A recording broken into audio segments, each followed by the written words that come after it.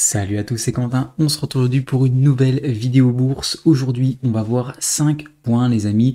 Dans un premier temps, on va voir la valorisation de mon PEA, on va faire une petite actualisation de portefeuille pour voir si ça a bougé en termes de chiffres tout simplement et de performance. En deuxième point, on va voir mon achat du 11 avril 2025 puisque effectivement, j'ai fait un petit mouvement, j'ai acheté une petite ligne le 11 avril et je vais vous montrer tout ça. On va également analyser en troisième point le CAC 40 et le S&P 500, voir si à court terme ce sont des indices qui sont acheteurs ou vendeurs. En quatrième point, je vais vous présenter ma stratégie swing trading plus le long terme puisque j'ai deux stratégies que je suis en train de mettre en place pour essayer d'optimiser mes gains tout simplement et de les augmenter.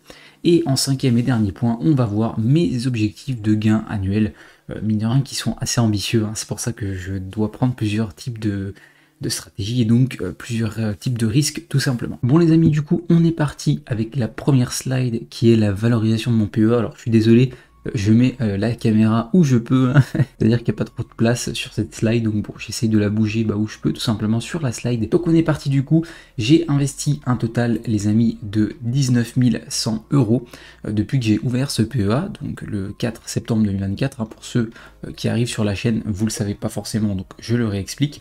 Donc 19 100 euros d'investissement. Et là, à l'heure actuelle, les amis, je suis à 17 623 euros. Donc on peut voir que j'ai pas investi au bon moment, on va dire ça comme ça. Vous allez voir pourquoi après au niveau de la répartition de mon portefeuille. Mais c'est vrai que là, je suis en moins-value de 1500 euros quasiment. Donc quasiment 10%, un petit peu moins, sachant que j'ai déjà extrait de la performance. J'ai déjà extrait de la performance, donc des plus-values sur diverses actions et j'ai déjà également touché pas mal de dividendes Total Energy. J'ai déjà fait des gains et je suis quand même en moins-value de 1500 euros. Bon, évidemment, vous savez très bien pourquoi, comme vous voyez la répartition de mon portefeuille, j'ai du coup à l'heure actuelle 100 actions Total Energy qui représentent 29% du portefeuille et j'ai un PRU de 60 euros et 75 centimes. À l'heure où je vous parle, on doit être aux alentours des 51,80. Donc en réalité, je suis quasiment en moins 16, moins 17% sur Total. Donc bon, effectivement, ça fait mal. C'est pour ça aussi que mon portefeuille est fortement en moins-value. Et la deuxième explication, c'est tout simplement l'ETF S&P 500. J'ai 196 parts d'ETF S&P 500 qui représentent 45% du portefeuille. Et mine de rien, le TF S&P 500, j'ai un PRU à 50 euros tout pile. Et donc à l'heure actuelle, on doit être quelque chose comme 41,50. Donc on a perdu, j'ai quasiment acheté au plus haut. Et donc j'ai perdu quasiment 15 ou 16%. Donc pour le coup, je suis en forte moins-value sur Total Energy et le S&P 500. En fait, ce qui explique tout simplement ma moins-value de 1500 euros par rapport à mon total investi du 4 septembre. Donc voici les amis pour les deux plus grosses lignes. Et ensuite j'ai de la FDJ, j'ai 100 parts de la FDJ. Et d'ailleurs je l'ai acheté il y a peu, c'est mon dernier achat, je vais vous le présenter dans la prochaine slide. Et du coup j'ai 100 parts qui représentent 17% du portefeuille.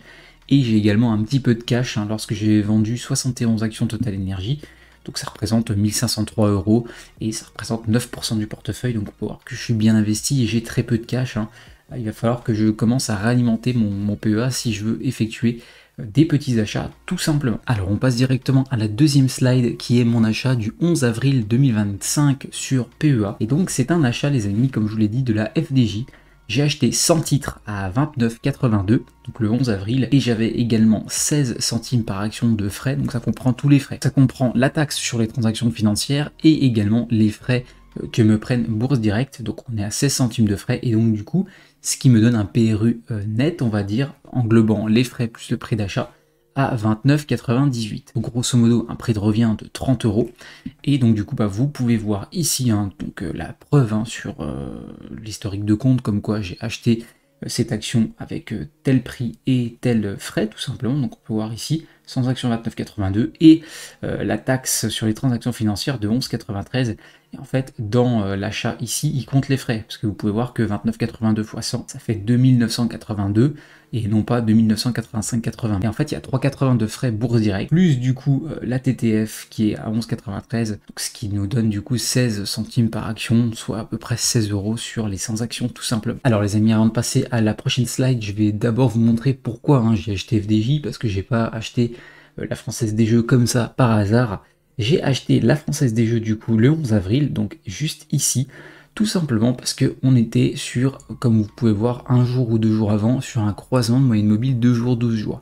Donc en fait, cette action FDJ, je ne l'ai pas forcément acheté pour du long terme. Je l'ai acheté pour du court terme. À la limite, si ça se passe pas comme je veux, ce sera du moyen terme, mais je vise pas en fait le long terme sur cette action. Je l'ai acheté sur croisement de moyenne mobile 2 jours pour faire du swing trading, les amis, tout simplement.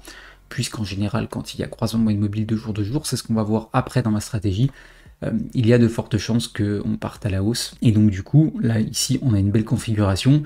Je vous rappelle que ça a fortement chuté, hein, la FDJ. Le 5 mars, on était à 38 euros.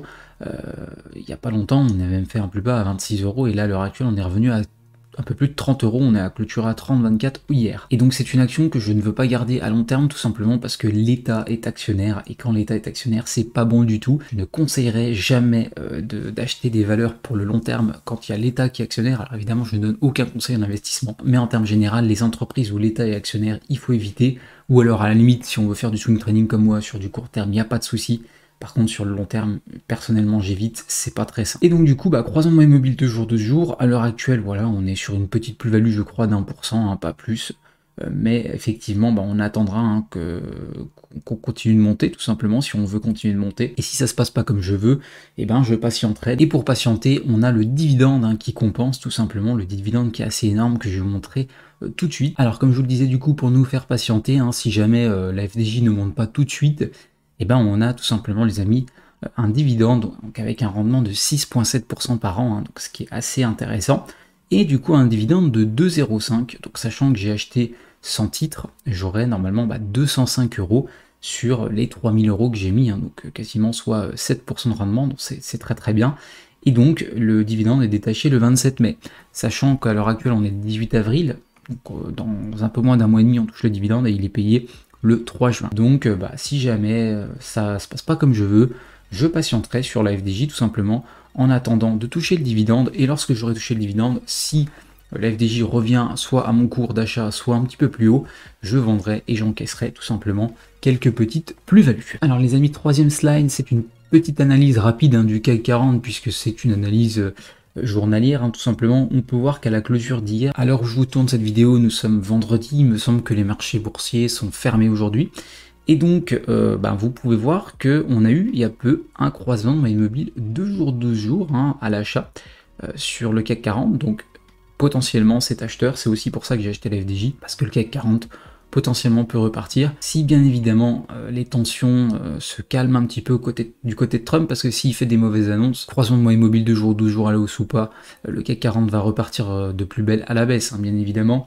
Mais on peut voir que c'est positif pour CAC 40, petit croisement de moyenne mobile 2 jours, on a clôturé au-dessus de cette moyenne mobile 2 jours, donc potentiellement, lorsque ça va rouvrir mardi, je crois, puisque c'est pareil, lundi c'est férié, au niveau des bourses, enfin, surtout la bourse française, on pourrait revoir le CAC 40 grimper un petit peu, et donc notre FDJ également, hein, tout simplement. Donc un CAC 40 à court terme à l'achat. Alors du côté du S&P 500, c'est pas la même histoire, hein, les amis. Vous pouvez voir qu'on a clôturé en dessous de la moyenne mobile 2 jours, enfin la moyenne mobile 2 jours est à la baisse, hein, tout simplement à la vente. Et donc notre analyse hein, sur le S&P 500, c'est tout simplement qu'il est vendeur à l'heure actuelle. Donc on n'achètera pas du S&P 500 pour le moment, hein, puisque croisement immobile 2 jours à la baisse, il y a, et puis en plus de ça, avec toute cette histoire de taxes de douane de Trump, etc., personnellement, je me suis calmé un petit peu hein, sur les achats américains. Alors je continue hein, tout simplement à DCA un petit peu pour du très long terme, parce qu'en réalité on a des très très bons points d'entrée sur certaines actions, donc je fais plus du stock picking à l'heure actuelle que du DCA sur S&P 500, et quand tout sera revenu en ordre avant une potentielle hausse, je mettrai une petite cartouche de cash éventuellement sur du S&P 500, les amis. Mais pour le moment, on peut voir que c'est vendeur, et la partie est loin d'être gagnée, hein. On peut continuer à chuter. Est-ce que ce point bas ici à 4850 était le point le plus bas? Ça, j'ai un doute, les amis, on verra bien. Mais pour le moment, c'est vendeur, donc on touche pas le S&P 500. Alors les amis, aujourd'hui je vais vous présenter ma stratégie swing trading plus long terme, donc deux stratégies en fait que je cumule tout simplement pour essayer d'extraire de la performance. Donc la première étape, c'est bien évidemment l'investissement long terme, hein. Donc avec des ETF S&P 500 et des actions à dividendes, hein. Je vous rappelle du coup, le ETF S&P 500 de toute façon, j'ai acheté au plus haut, je ne vais pas vendre à perte, et donc pour le moment, ça prendra certainement plusieurs mois, peut-être plusieurs années pour retrouver la TH, mais évidemment, comme je vous l'ai dit, je vise long terme, je renforcerai mes positions sur la S&P 500 pour abaisser mon PRU, Et donc du coup, je ne touche pas pour le moment. Et les actions en dividendes, bah oui, effectivement, puisque bah, à chaque fois, on va toucher des dividendes sur le montant qu'on a investi. Et en fait, ces dividendes, on va les réinvestir tout simplement, soit sur de l'investissement long terme, soit pour faire du swing trading sur des valeurs solides, comme je vous le dis dans le deuxième point. Et donc du coup, pour faire du swing trading, en fait, c'est très simple. J'ai 3 outils nécessaires. Je vous en ai mis 4 ici dans la slide, mais finalement c'est 3. Alors déjà, dans un premier temps, je veux rappeler ce que c'est que le swing trading pour ceux qui ne savent pas. En fait, c'est du swing trading, c'est tout simplement posséder une action à très court terme, souvent, ou à moyen terme, et faire en fait de l'achat-revente sur ces actions. Donc admettons, on prend des valeurs solides comme Total Energy, on fait du swing trading sur Total, on achète, on vend, on achète, on vend, etc. en fonction de certains indicateurs, hein, tout simplement. Et du coup, ça va nous permettre en fait d'extraire la performance. Et de toute façon, je dois prendre des risques au vu de la valorisation de mon portefeuille qui n'est pas énorme pour ramasser de l'argent tout simplement. Donc 3 outils nécessaires comme je vous disais pour faire du swing trading. Le croisement de moyenne mobile 2 jours, 12 jours bien évidemment. Le deuxième outil c'est bien évidemment les canaux, hein. Les canaux haussiers ou baissiers. Donc si tout simplement en fait les actions, les cours des actions créent des canaux. Et en fait si les canaux sont haussiers ou baissiers, évidemment on va acheter ou on va vendre la valeur, hein, bien évidemment. Donc je fais très rapidement, hein, si vous voulez une vidéo là-dessus, n'hésitez pas à me le dire dans les commentaires, je ferai un truc un petit peu plus détaillé. Et bien évidemment la tendance des indices, parce que c'est bien beau d'acheter sur croisement de moyenne mobile 2 jours, 12 jours, mais si on achète par exemple une action, donc Total Energy, FDJ ou BNP Paribas, sur croisement de moyenne mobile 2 jours, 12 jours, mais que le CAC 40 est vendeur, c'est compliqué puisque potentiellement le CAC 40 peut baisser. Et faire baisser en fait notre valeur et faire croiser la moyenne mobile de jour sur la valeur qu'on a achetée à la baisse et non plus à la hausse. Et là ça devient compliqué, même si c'est pas une vérité absolue, puisqu'en général les valeurs qui ont croisé la moyenne mobile de jour sont assez robustes, et donc du coup il n'y a pas forcément de croisement à chaque fois à la baisse. Mais effectivement, la tendance des indices est très importante, et bien évidemment si on achète une valeur avec croisement de moyenne mobile de jour à la hausse, et qu'en plus de ça le CAC 40 est acheteur, et bien là potentiellement les amis on peut ramasser pas mal de pognon. Donc c'est très intéressant de suivre les indices également, on n'achète pas juste avec un croisement de moyenne mobile 2 jours 12 jours. Personnellement je fais attention, tout simplement puisque le swing trading, il faut faire attention les amis, c'est beaucoup plus risqué que l'investissement long terme. Et enfin la dernière partie les amis, donc mes objectifs de gain annuel. Donc j'ai un seul en fait objectif de gain annuel, c'est de réaliser 20% de croissance par an sur le portefeuille, toutes stratégies confondues. Donc investissement long terme plus swing trading. Et donc comme vous en doutez, réaliser de 20% de croissance, c'est quelque chose de très ambitieux, hein, c'est beaucoup. 20% de croissance par an. Évidemment, sans parler du cash que je vais rajouter sur le PEA, hein, bien évidemment, juste avec le pognon que j'ai déjà mis. Donc 20% de croissance, c'est beaucoup. Et donc ce qui implique que je dois prendre pas mal de risques pour évidemment toucher 20% de croissance, puisque si j'investis sur du Total Energy à 6% de rendement, annuel, je vais toucher que 6% de rendement. Et si je fais pas de swing trading, j'aurai jamais mes 20%. C'est pour ça que je dois combiner investissement long terme plus swing trading, voilà, qui est quelque chose d'assez risqué entre guillemets, mais qui peut nous rapporter beaucoup plus de croissance, bien évidemment, vous l'aurez compris, et potentiellement aller chercher les 20% de croissance par an si je me débrouille bien. La première année, honnêtement, je suis pas sûr de les faire, puisque voilà, je suis novice, hein, on va pas se mentir.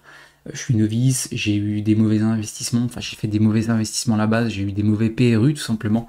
Ce qui fait que pour le moment mon portefeuille est un petit peu bloqué sur certaines valeurs et donc je peux pas réallouer le cash. Donc malheureusement pour le moment ça va être compliqué de réaliser 20% la première année je pense, très honnêtement. Mais bon on verra, tout est possible et en tout cas j'espère que je pourrai faire une bonne performance cette année. Voici les amis pour cette vidéo, si vous l'avez appréciée n'hésitez pas à mettre un petit pouce bleu, un petit commentaire, hein, si vous avez des questions notamment sur le swing trading, sur ma vision à long terme, si vous avez des petites remarques à faire, hein, tout simplement sur le format de la vidéo, sur le contenu aussi. Si vous voulez que je m'améliore, n'hésitez pas à me donner des petits tips, hein, ou des petits conseils tout simplement sur ce que vous voudriez voir ou améliorer sur les vidéos. Et personnellement, je vous dis à très vite pour une nouvelle vidéo bourse. C'était Quentin, salut à tous!